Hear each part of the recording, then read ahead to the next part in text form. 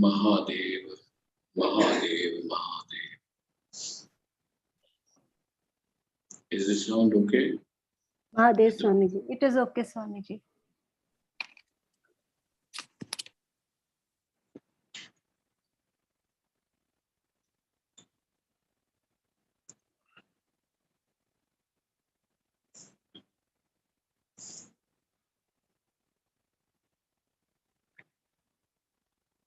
Om.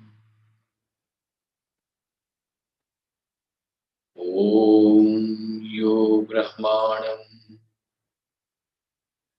Vidadhati Purvam Yo Vai Vedanscha Prahinoti Tasmai Tamha Devamatma Buddhi Prakasham Mumukshurvai Sharanamaham Prapadye. Om Shanti Shanti Shanti. Om Namo Brahmanebhyo Brahma Vidya Sampradaya Kartibhyo Vamsha Rishibhyo Mahatbhyo Namo Gurubhyah Sarvopaplavarahitaha Prajnanagana Pratyagartho Brahmaivahamasmi Brahmaivahamasmi. Om Vedantartha Vibhasakaya Gurave Shantaya Sannyasine Nanavadi Nagendra Sanghapavaye Yogindra Vandyaya Cha Mohatvanta Divakaraya Bhagavat Padavidam Bibhrate Tasmai Bhashakrite Namostu Satatam Purnaya Bodhatmane.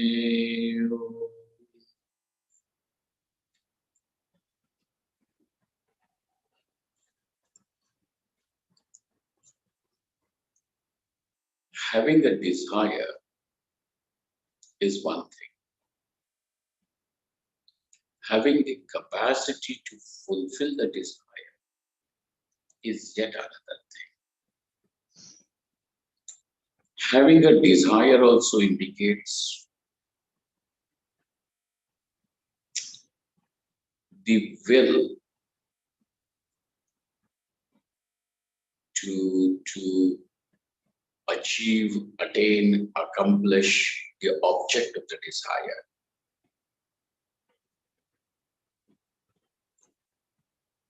So there is will, there is a desire. Yet, if the person does not have the necessary capacity to fulfill the desire, then the accomplishment will not take place. And therefore, the subject matter of the capacity of the person with regard to that desire and its fulfillment is also very important. For example, a person may have a desire to become the president of a country.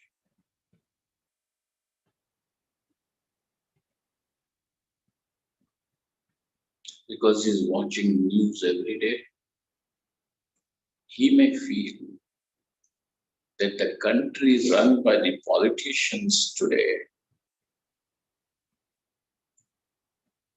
is a disaster. And therefore he thinks that I am more intelligent, and therefore I should be the president or a prime minister of the country.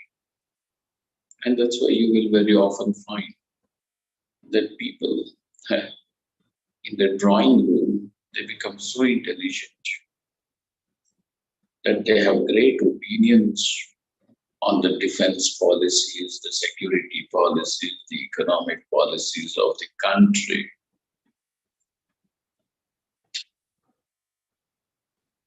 But we shouldn't forget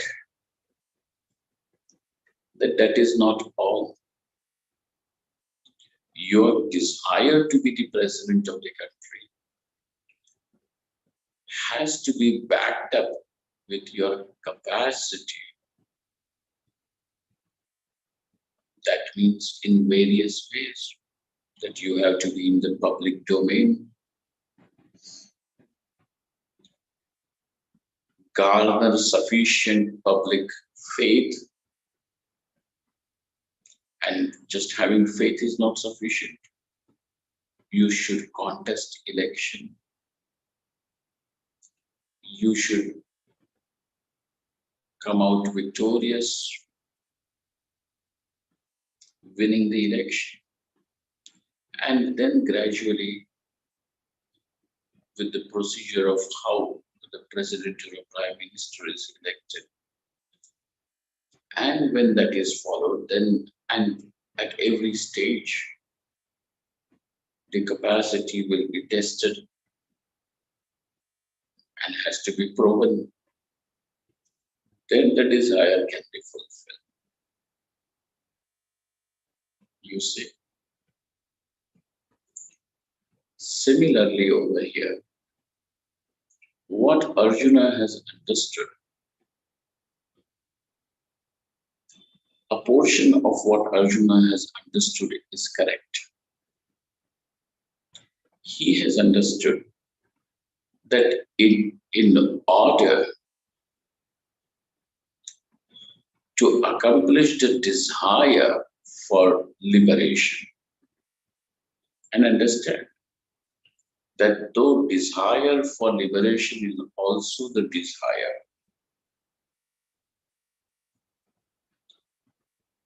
but it is the ultimate desire. Because it is a desire. Why are you calling it ultimate?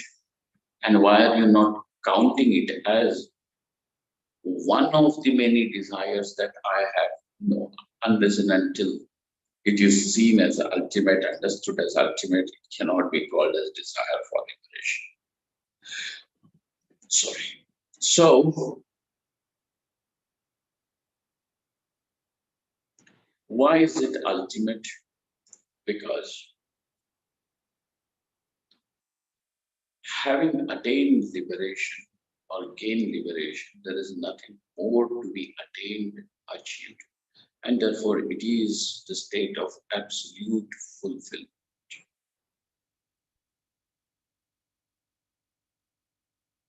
Total fulfillment.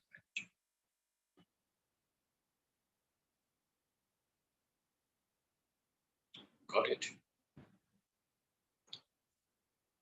And therefore it is ultimate. The word liberation conveys to us the fact that it is freedom, absolute freedom, total freedom from suffering, from misery. So it is not just dukkhantam, but it is absolute dukkhantam. It is the absolute end, total end. It is not a pause. It is annihilation of misery. Annihilation of misery. And it is attainment of absolute fulfillment, and that is therefore is liberation.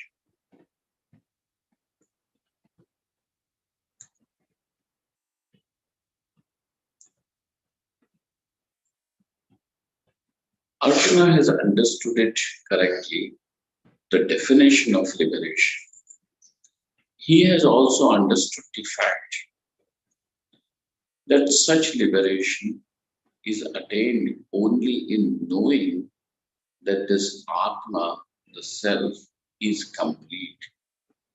And we have a technical term, Brahman is God.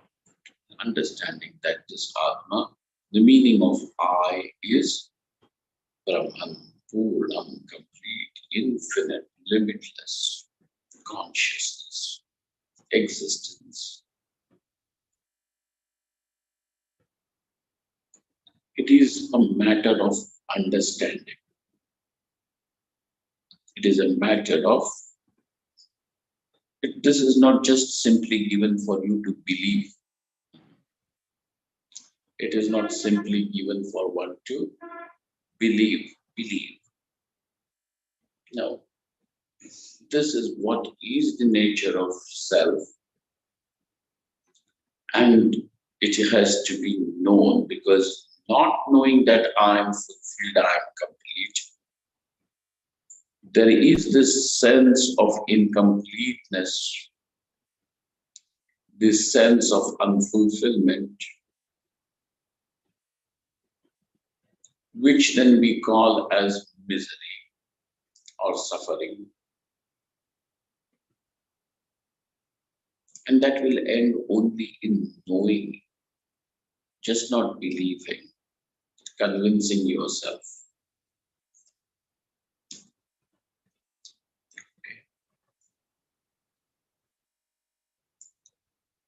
And if it has to be known, then all that you require is an equipment of knowledge.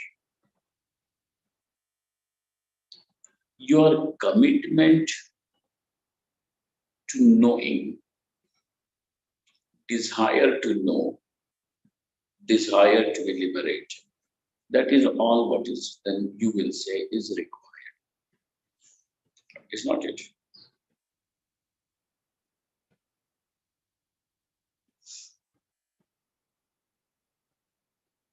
But there is still something more to it.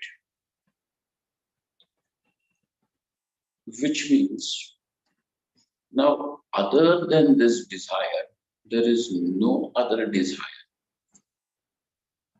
Because the rest of the desires are only transformation of suffering, and it is not annihilation of the suffering. The rest of the desires are only meant to give you objects of those desires, namely putra, vitta and loka.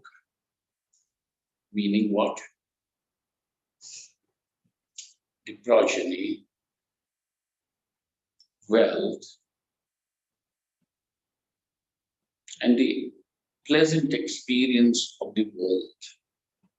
Whether it is you find yourself, discover yourself in this mortal world or the world of the celestial beings, wherever you may be, all that you want in that world is a pleasant experience where people talk good to you and good about you. You are offered various pleasant experiences by that world. And therefore, putra, vitta and loka, these are the three objects which are delivered by what means, what is it through which these three things can be accomplished. And we find that in order to accomplish any desire of this nature, karma, action, appropriate course of action is required. Got it? An appropriate course of action is required.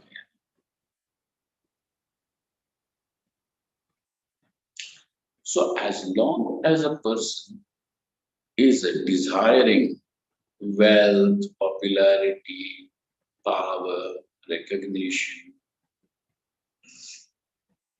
pleasures, progeny, etc., till then the person he really does not want end of suffering.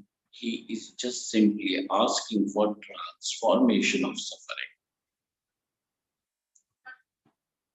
But for such a person who is just asking for transformation of suffering, he feels that it is end of suffering. That is not end of suffering though. But in reality, he is just asking for transformation of suffering. Therefore, as long as the desires for all these things who ruled your psychology, rule your life, till then you have no other means but only the means called as the karma, the action. Correct? Karma is your way. When it comes to accomplishment of desire for liberation, knowledge is the way. So now you find that there are two ways. One is the path of karma, and then the other one is the path of knowledge.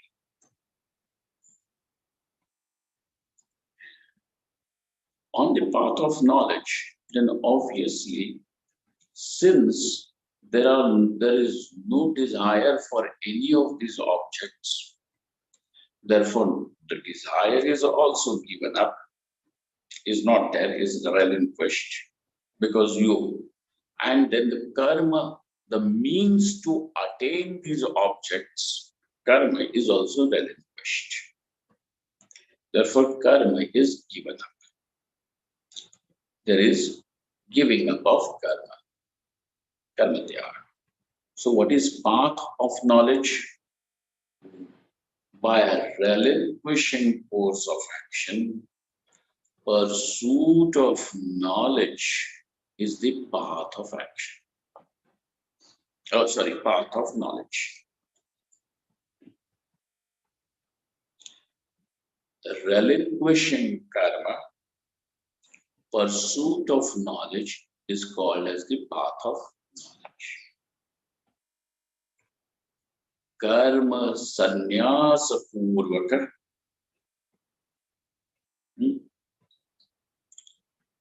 Shravanadi Anushtanam. Okay. Is that okay? Now, Arjuna is in a very, he has understood both these things very clearly. Then where is the scope for Arjuna's question or any doubt further? Because Arjuna says, I desire liberation. I desire liberation.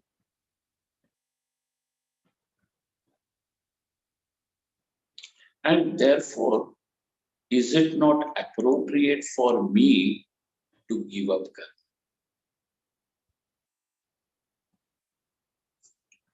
karma? Arjuna wants to give up karma, which was always there. Why does he want to give up karma? Because this karma is performing his duty, and that duty means losing his people that he loves. Okay. So Arjuna was wanting to give up karma, wanting to give up what is appropriate for him to do.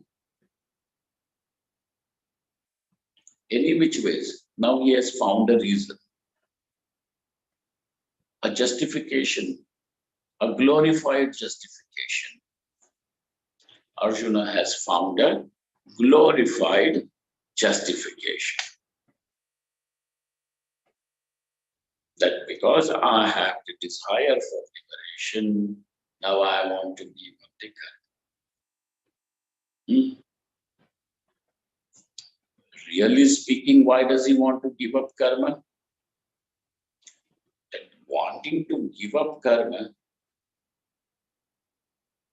the idea to give up karma in Arjuna's mind was not because in the initial stages he wanted liberation, but he wants to give up because of not wanting to do the duty out of there are some other reasons. And therefore, Shri Krishna has found this fact about Arjuna or about any spiritual aspirant, that he doesn't want to perform his duty because he is running away from doing the duty. He doesn't want to perform the duty because he wants to run away from the duty, and there could be different reasons.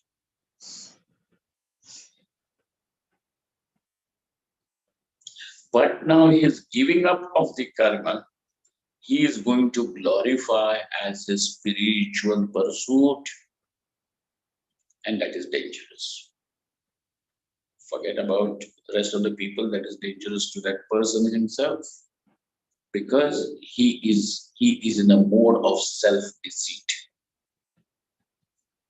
Therefore, Shri Krishna says, Arjuna, do your duty. Arjuna's confusion comes from this spot.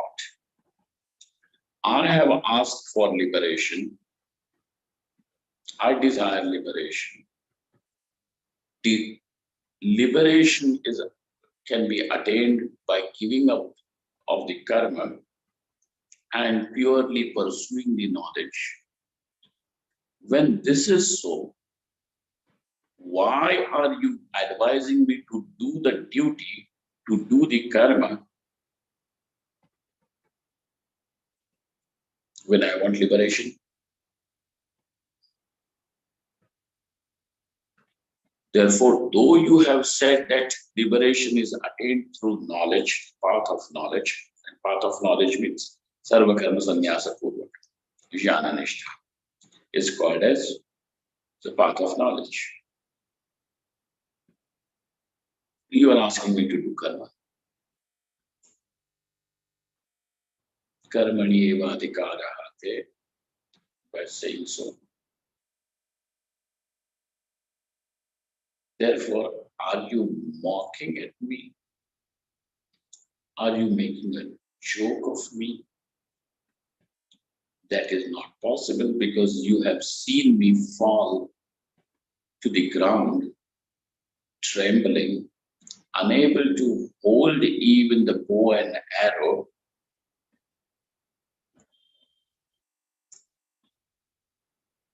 The fear of performing my duty has because just don't think that Arjuna is somebody who flinches from his duty. He has done it, but presently the duty for Arjuna in the present situation means losing the people that he loves. And he loves everyone, including even people on the other side of the army too. That is Arjuna's greatness. Other side of the camp, even in the enemy camp, he has respect and love for those people. He doesn't want them to die. But now his duty has brought him to a point where it means that you have to fight and lose even the people whom you love. Therefore now, Arjuna wants to give up karma. Shri Krishna is asking him to do the karma. But the people who don't want to do the karma or don't want to perform their duty, and then want to glorify their escapism as spirituality. For such a person, he doesn't know that he is in a mode of not spiritual upliftment, but he is in a mode of spiritual degradation. Got it? So, for Sri Krishna, whatever he has said, it is clear. Arjuna not being able to understand this, Arjuna not being able to understand this, now he says, Sri Krishna, your statements are quite confounding, and that's why I am confused. Mohayasi, as if you are confusing. He admits that yes, I am not able to understand. And because I am not able to understand, I am confused.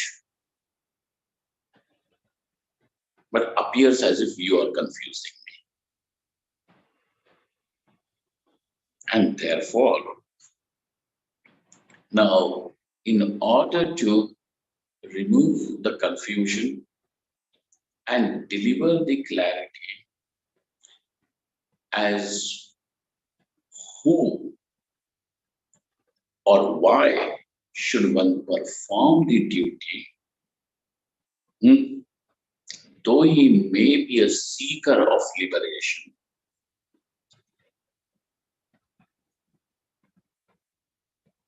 is what is the matter of our discussion now. Why is this so?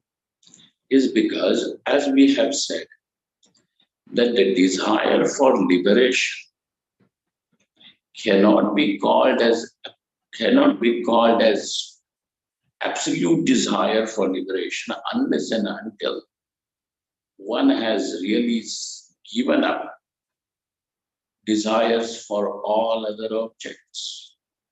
And as long as there is any liking or any desire, even for wanting to be appreciated by the world, approved by the world, recognized by the world, wanting to have pleasant experience of people worshipping, admiring you, or any desire for any sense gratification, or any progeny, or in a power position or with wealth, etc. As long as there is any desire for all these objects, till then, one has really not seen that desire for liberation is ultimate desire. Therefore, we can say that such a person is yet not capable, he does not have the full capacity to fulfill the desire for liberation.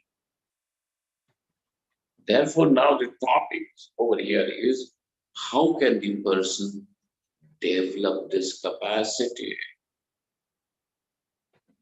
Liberation is desired by you is one thing,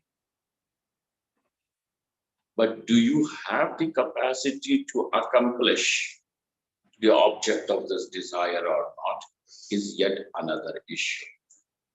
Okay, so now with this little background, once again, we go into Shri Bhagavan Uvacha, the verse number 3. Shri Bhagavan Uvacha, Shri Bhagavan Uvacha, Lokesmin Dvividha Nishtha, Lokesmin Dvividha Nishtha, Pura Prokta Maya Naga, Pura Prokta Maya Naga, Jnana Yogena Sankyanam, Jnana Yogena Sankyanam, Karma yogena yoginam. Karma yogena yoginam. All right. एवं अधिकारी भेदे अर्जुनेन पृष्टे प्रतिवचनम श्री भगवान watch. Then who should give up and who should not give up karma? Who has the capacity to pursue the path of knowledge? Who does not have and therefore he has to develop? This is what was asked by Arjuna, not directly, and therefore the teacher has to understand the intentions also behind the words. What is it that the person really wants to know? He may ask this question, but what is it that he really wants to know? Otherwise, Arjuna simply has said that you have said this and I am confused.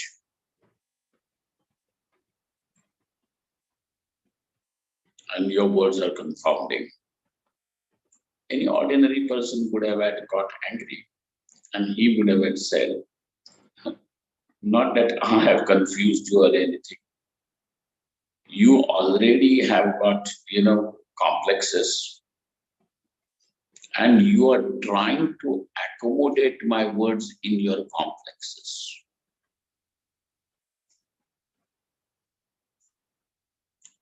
Get it?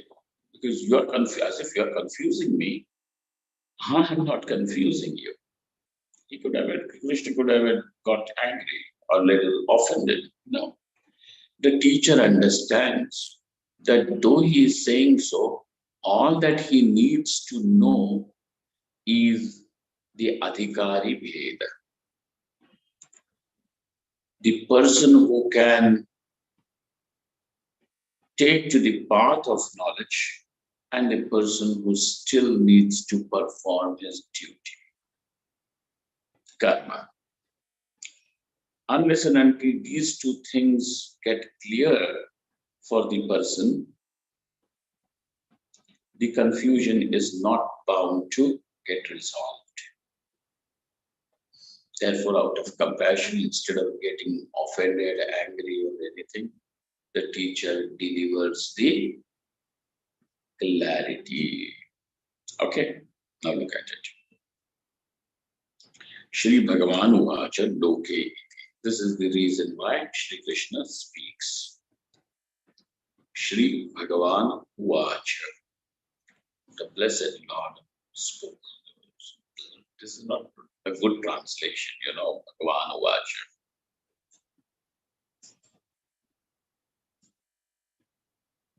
For which one needs to understand the word Bhagavan, and Uvacha means spoke.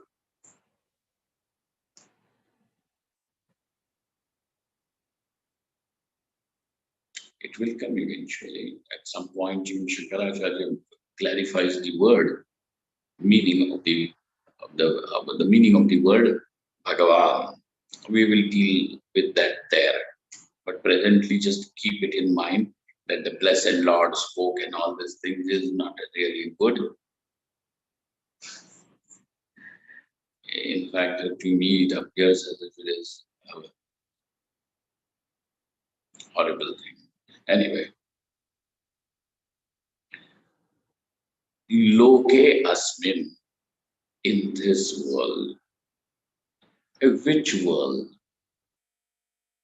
Now he means which world? Asmin Loke, in this very world. Because we see this world of people, obviously Manushya Loka. We are bound to find there are two kinds of people. People now whose minds have become free from the demand for objects. Correct? People whose minds have become free from the demand for objects. Putra vitta loka. And then there are other people whose whole psychology is ruled only by the desire for progeny, pleasures, wealth, and pleasant experience in the world. Okay? Why do you have to add location? I have separately. If you have wealth, then it is always good. No, sir. A person may have wealth, but say, suppose if he does not have health, then other people may be enjoying, on your wealth, but he has to eat diet food. Others are having, he has a whole troop of servants and maids and everyone, and they are given food and they are having nice food. But this fellow only has to eat popcorn.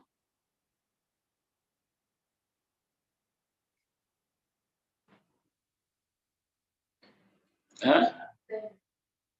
Or some food. Now that's why you may have wealth, but that does not mean that you are having a very pleasant, pleasurable experience. You may be having wealth and power. People may be very respectful to you on your face, but you know that they're just waiting for me to say goodbye to this world so that they can grab whatever they are left in the property and wealth. So knowing that is not a very pleasurable experience of the world. And therefore, when you are there in that world, you need to have a very pleasurable, pleasant experience. Whether now, therefore, whether it is the world in which this mortal world or the world of celestial beings, wherever you are, it should deliver you sukha anubhava. And he's trying to gain that. So therefore, as long as the person is his psychology, his mind is totally ruled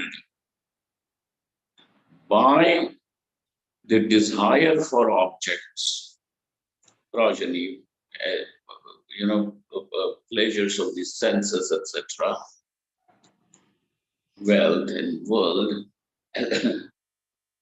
till then, we are going to say the person does not have sufficient purity of mind. Then whom are you going to say has purity of mind? The one, mind my words, whose psychology has become free from these desires. Because sometimes we convince ourselves, I don't have that desire. But when that object comes, he is the first one to jump at it. He is the first one to jump at it, because not that he had only convinced himself, I don't have that desire. The desire was there. And when that desire is there, it is going to make you act according to its.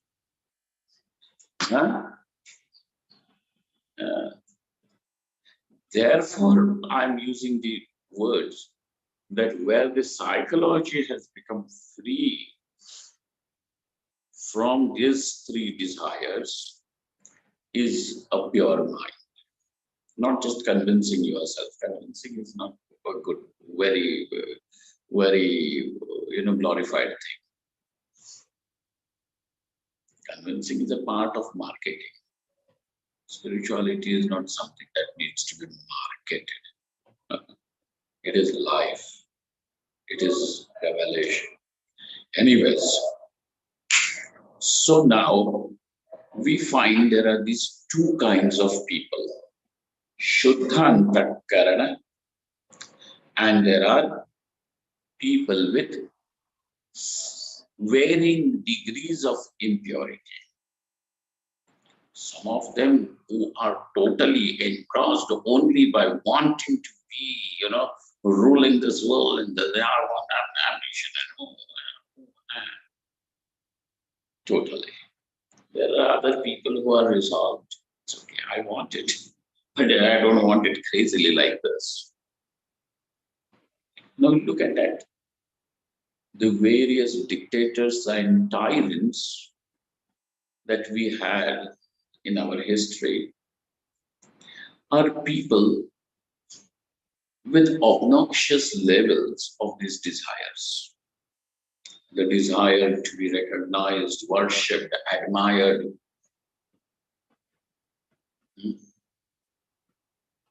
They will go to any extent for that.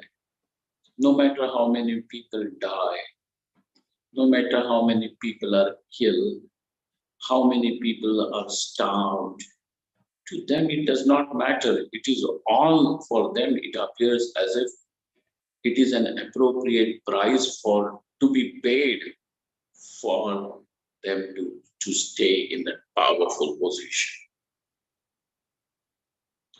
Similarly, there are other peoples, for someone power may be the most important thing, for someone recognition may be the most important thing. For somebody,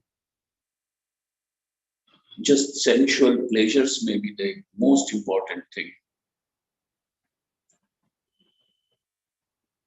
But these are the people with these desires. These three desires are so dense.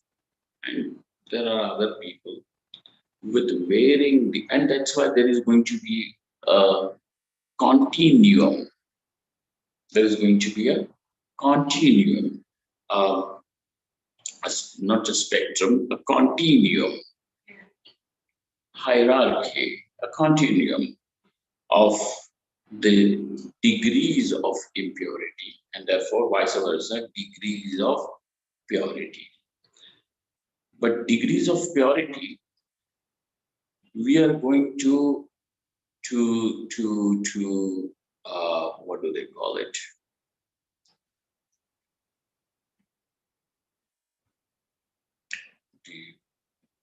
Is going to be measured only by seeing how much is the psychology ruled by these three desires, and then what is that final point in the on the continuum of purity where the psychology is totally free from these three desires.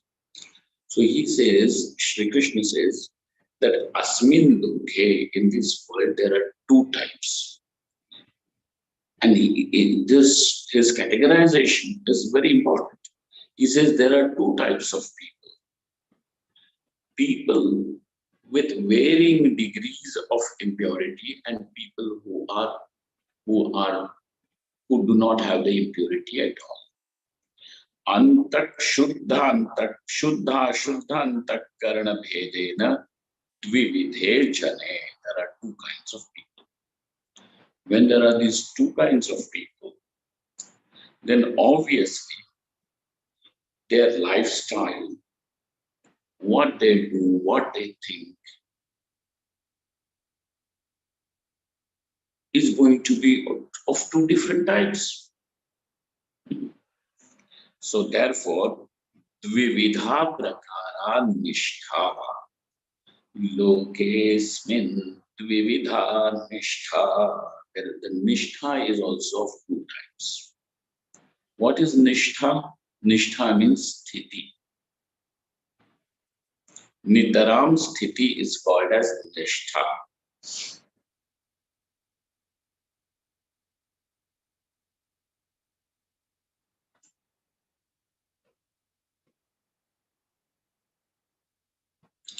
Jnana parata, karma parata cha. So those who are there with purity of mind, have the sthiti, are in a state only to pursue knowledge. And people with any degree of impurity still there are the people who will pursue the path of karma. Okay?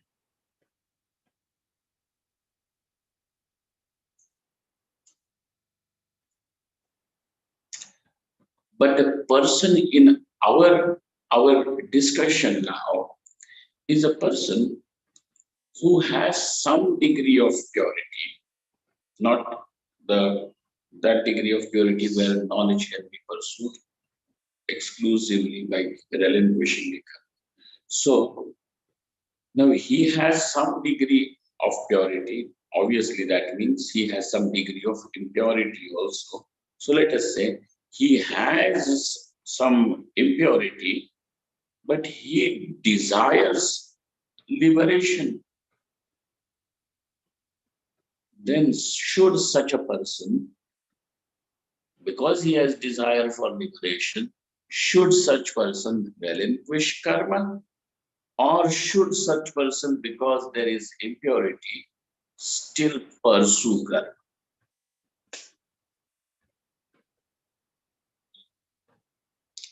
In Arjuna's opinion, Arjuna would have said he has desire for liberation, he is fit to give up karma. Shri Krishna says no. He has a deep desire for liberation, and that is what makes him a spiritual person. Spiritual person just does not mean that he is a nice person. He goes to the temple every day, rings the bells, and sings the songs. No. Spiritual means that he recognizes what he wants in life is liberation, dukkha. This is the only criteria, the standard against which one should see person is spiritual or no, he's spiritual because he sees lights.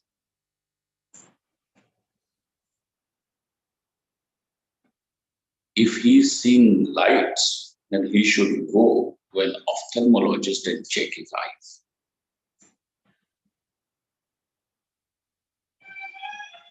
You see? No, but he sees some angels come and talk to him. Let him first go and see a psychologist. Oh no, but then we thought that he has some strange experience and that is what makes him spiritual. No, the only criteria to see whether the person is spiritual or not is does he recognize, does he see? End of misery as his pursuit or not? Does he recognize moksha as a purushartha or not? This is the only criteria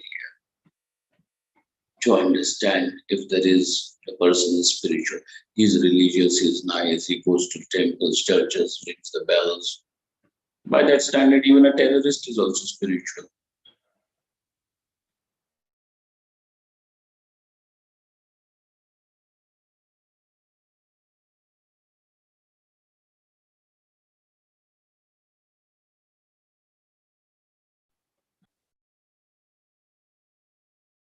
You understand? See, therefore, adhikari bheda. In Arjuna's opinion, just having the desire for liberation should make the person give up the karma. In Sri Krishna's opinion, he should nurture that desire for liberation. He should protect that desire for liberation like how a person would protect a flame in the wind. A, it is important.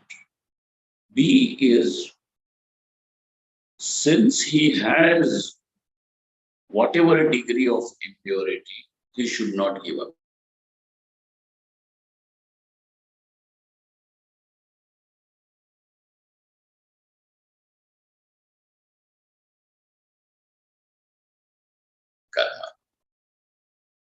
Was the call interrupted? Was the this thing interrupted?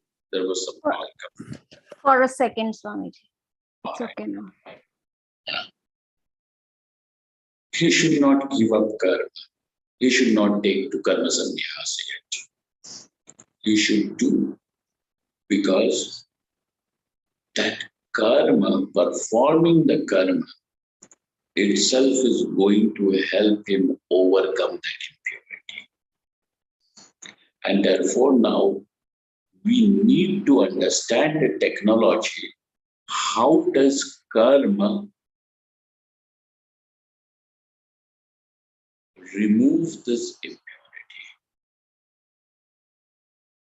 And if there is no impurity and just a burning desire for liberation, let him come to the path of knowledge, which is giving up of the karma, relinquishment of karma. Shuddha Shuddhantakarana Bhedena Dvividhe Jane. Because there are two types of people. Then, obviously, their lifestyle, their objectives are different. And therefore, we can say that there are two sthiti, their states are also two different. Dvividha prakara nishtha. How is that? One nishtha, one state, is the state where knowledge is pursued. And other one is the state where there is pursuit of knowledge with the attempt to purify the heart. And therefore, Dvividha nishtha, jnana parata, karma parata cha. Then Bhagavan says, Pura prokta maya anagha. I have already said this, hey Anagha, O sinless one. He addresses Arjuna as Anagha, innocent, sinless one.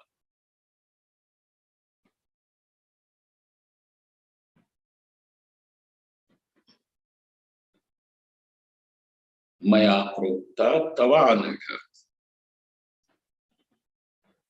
When did you say that? Shankarananji, etc., the other commentators say, Maya Vedena prokta. I have said this through the Veda.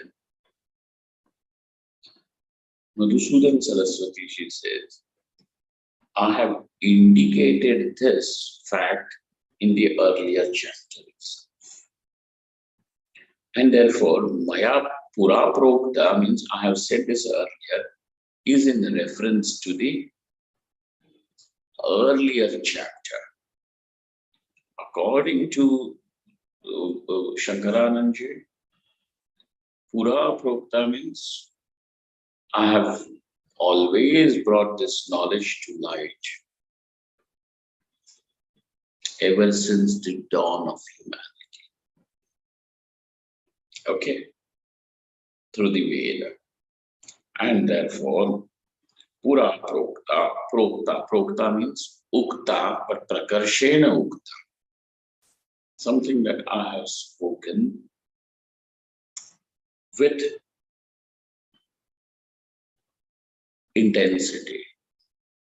What is the Prakarshata intensity in your speaking? The way you spoke very vociferously, forcefully, with all gestures and, like Italians with hands and legs and making faces, everything. Is that, can we say that that is speaking very Prakarshena Prokta? So no, the intensity, Prokta, the pra over here means spoken with adequate clarity. Spashtatvena, Spashtatva Ukta. Therefore, Prokta. What did I say? With sufficient clarity before, I have told that the path of knowledge is meant for the Sankhya. And the path of karma is meant for the yogis. Now, this is the part of the verse which we need to see, which will lead us to the next verse, but we will see that when we meet again next. Om Purnamadaha Purnamidam Purnat Purnamudachyate Purnasya Purnamadaya Purnamevavashishyate. Om Shanti Shanti Shanti. Shankaram Shankaracharyam Keshavam Badarayanam Sutrabhashito Vande Bhagavanto Punah Punah Ishvaro Gururatmeti Murti Veda Vibhagine Vyomavadyapta Dehaya Dakshinamurtaye Namah.